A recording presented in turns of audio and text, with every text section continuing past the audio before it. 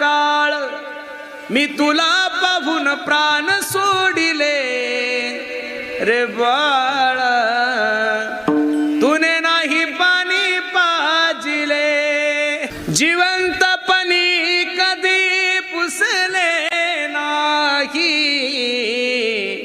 आता कशाला म्हणतोस आई.